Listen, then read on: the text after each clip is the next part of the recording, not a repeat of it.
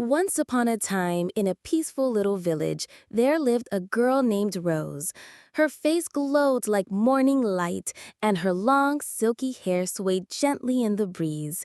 Her mind was always lost in books, and her heart dreamed of a world beyond the ordinary. Rose lived with her father, a kind old man who sold old books to make a living. One day, on his way back from the city, her father lost his way and wandered into a deep, dark forest. There, hidden among the trees, stood a mysterious old castle.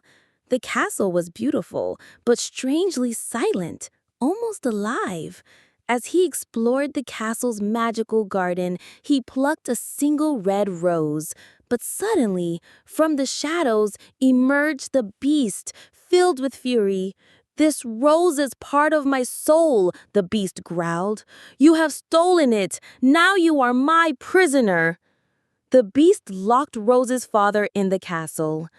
When Rose heard what had happened, she didn't waste a moment. She rushed to the castle and pleaded, "Please take me instead of my father." The beast looked at her with angry eyes, then, slowly, nodded. Now Rose was a prisoner inside this enchanted place.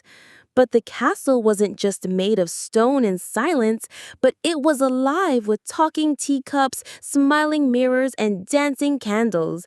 They welcomed Rose with warmth and kindness. The beast, however, remained quiet and distant. His eyes held sorrow. His heart carried pain. But slowly, gently, Rose began to speak to him through stories, through sharing her own pain. And then, one evening, the beast finally spoke. "I was once a prince, but my arrogance and cruelty turned me into this. A sorceress cursed me. Only when someone loves me, truly, even in this form, can the curse be broken." There was a magical rose, a glowing flower counting down his time. Rose saw the pain in his soul and the loneliness behind the anger.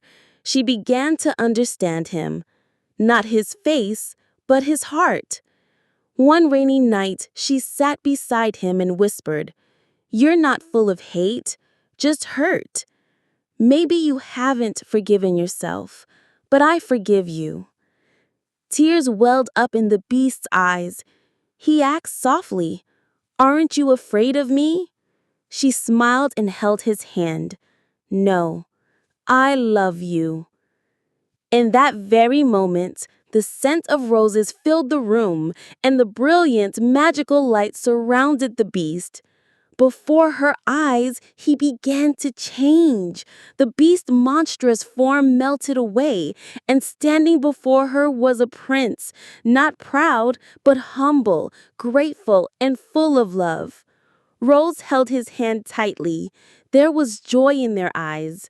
Soon, Rose and the prince were married, and they lived happily ever after, in a castle no longer cursed, but full of love, light, and life.